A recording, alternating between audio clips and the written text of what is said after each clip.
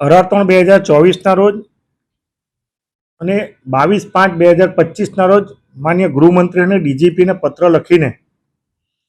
તાત્કાલિક અસરથી સુરત જિલ્લામાં દારૂ, તાળી અને ડ્રગ્સનું મોટા પ્રમાણમાં વેચાણ થઈ રહ્યું છે એ તાત્કાલિક અસરથી સુરત જિલ્લાના હિતમાં બંધ કરવામાં આવે અને હાલમાં જ ગુજરાતના નાયબ મુખ્યમંત્રીશ્રીએ જાહેર સભામાં એક જાહેરાત કરી હતી કે ગુજરાતનો કોઈ પણ નાગરિક લોકોના હિતમાં નશાનો જે કારોબાર છે એ દારૂ, તારી, મેન્ડ્રેક્સની ગોળી અને ડ્રગ્સ જો વેચાતું હોય ને માહિતી હોય તો મને ટેલિફોનિક કે મૌખિક જાણ કરે તો 24 કલાકની અંદર એને રેડ પડાવીને એની સામે પગલાં લેવામાં આવશે. મેં ગઈકાલે જ માન્ય નાયબ મુખ્યમંત્રીશ્રીને પત્ર લખીને જે સુરત જિલ્લાની પોલીસ વિભાગ દ્વારા તૈયાર કરવામાં આવેલી 538 જેટલા લિસ્ટેડ બુટલેગરો એની ઉપર 20 થી વધુ ગુના નોંધાયેલા છે અને મોટા પ્રમાણમાં છેલ્લા ઘણા વર્ષોથી ગૃહ ઉદ્યોગની જેમ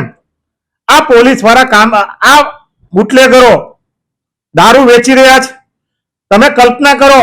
કે 30-40 ગુના હોય તો કેટલો દારૂ વેચો, કેટલા સમયથી વેચે છે અને સુરત જિલ્લામાં કેટલા નાગરિકો આવા દારૂ વેચવાના કારણે મૃત્યુ પામ્યા.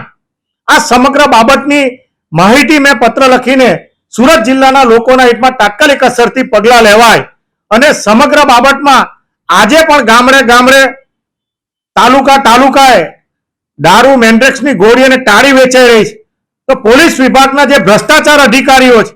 અને જે વહીવટકર્તાઓ છે એ આ બુટલેગરોની સાંઠગાંઠના કારણે આ લોકો ગૃહ ઉદ્યોગની જેમ આ ધંધો ફૂલ્યો ફાલ્યો છે અને જે જિલ્લામાં છેલ્લા 3 વર્ષથી વધુ સમયથી જે પોલીસ અધિકારીઓ કામગીરી કરી રહ્યા છે એની સામે પણ શંકાની સોય ઉપજે એ સ્વાભાવિક બાબત છે. એટલે તાત્કાલિક અસરથી પોલીસ વિભાગની અને ગૃહ વિભાગની કામગીરી સારી થાય એ દિશામાં સુરત જિલ્લાના લોકોના હિતમાં અને નવ યુવાનોનું જીવન સારું આવનારી પેઢીનું બને એ માટેનો મેં પત્ર લખ્યો છે.